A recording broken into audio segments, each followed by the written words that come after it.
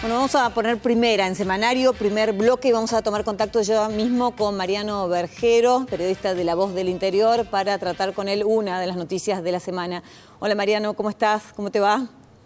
Hola Cruz, ¿cómo están? ¿Qué tal? ¿Cómo estás vos? Bueno, intenso trabajo el de todos y sobre todo después de enterarnos de una noticia, no sé si fue sorpresiva para vos o no, de que el municipio mande un proyecto a fin de bajar sueldos por un lado y recortar la jornada laboral. Me parece que ningún municipio se había animado a tanto frente a un gremio tan poderoso como el SUEM.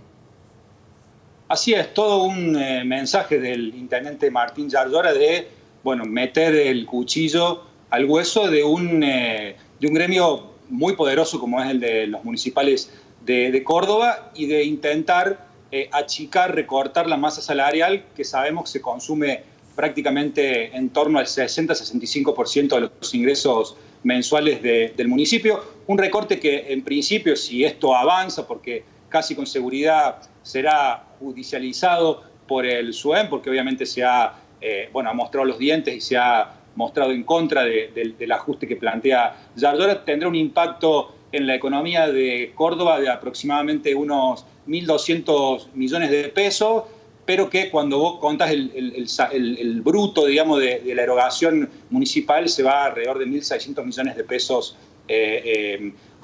mensuales, con lo cual el 10% de esto más o menos es un ahorro entre 140 y 160 millones de pesos que planea hacer el intendente Martín Yardora, que como te digo, si bien avanza, habrá que ver las implicancias judiciales porque el SUEM no se va a quedar de brazos cruzados y ya lo ha demostrado durante el cierre de la semana, ¿no? Ahora, ¿le vino bien la crisis, la pandemia, que lo termina impulsando a tomar esta decisión, que a lo mejor también la tendría que haber hecho en otro momento, no solamente en esta de crisis global? Es decir, a lo mejor fue un empujón, beneficioso por cierto, para tomar una decisión tan difícil y que nadie lo había hecho antes.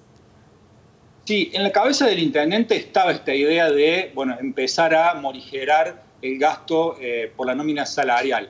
Obviamente que la crisis derivada de la pandemia le ha dado argumentos, sobre todo sociales, para que justamente en medio de una dificultad financiera que evidentemente no solamente la está atravesando el Estado, sino también el sector privado, es el momento por ahí político más adecuado para avanzar, porque además también están prohibidas las protestas callejeras, las asambleas generales. Incluso hay una resolución de esta semana que prohíbe y pone suspenso, por lo menos por un tiempo, para la realización de elecciones en los gremios. Con lo cual, esta idea que tenía el SUEM de volver a ver a Rubén Daniel al frente del gremio cuando haya recambio de autoridades también quedó de algún modo paralizada por esta resolución del Ministerio de Trabajo de la Nación. Me parece que un dato muy importante, Cruz, es remarcar que a diferencia de otras veces que se ha intentado ir por un recorte de la masa salarial de los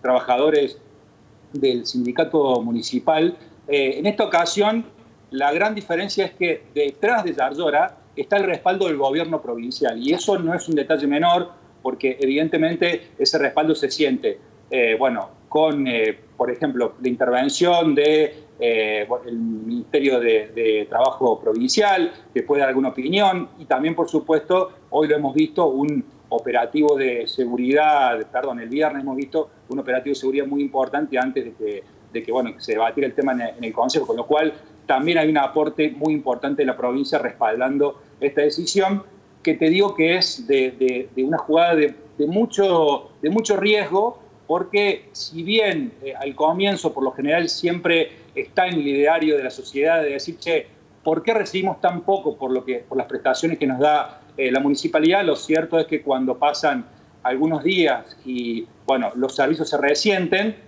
ahí empieza a cambiar un poco el destinatario de las críticas y suele ser el intendente el que paga costo político. Todavía recién se ha iniciado el proceso del conflicto, habrá que ver cuáles son las derivaciones de los próximos días.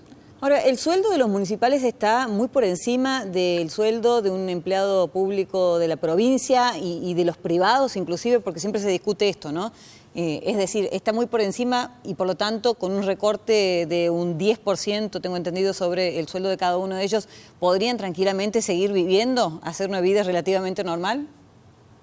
Bueno, sí es cierto que en promedio los sueldos de la Municipalidad de Córdoba están muy por encima comparado con otros sectores. Por ejemplo, respecto a los estatales, prácticamente duplican el sueldo de los estatales provinciales, y si lo comparas con el sector privado, prácticamente lo triplican. Es decir que, bueno, han logrado en todo este tiempo una muy buena estabilidad y sobre todo actualización de los sueldos. Recordemos que prácticamente en todo el último periodo de gobierno, el segundo del exintendente Ramón Mestre, bueno, gozaron del beneficio de una cláusula gatillo que les fue ajustando mensualmente sus salarios respecto a la inflación, con lo cual podríamos decir, te digo sin riesgo de equivocarnos, que los municipales de Córdoba fueron los trabajadores que en los últimos tiempos, con inflaciones en torno al 40-45% anuales, no han perdido al menos contra la inflación, algo que sí nos ha pasado a prácticamente el resto del sector privado y también de estatales de otras jurisdicciones. Ahora, desde el municipio están argumentando que es necesario este recorte porque de otra manera ni siquiera tienen plata para pagar los sueldos.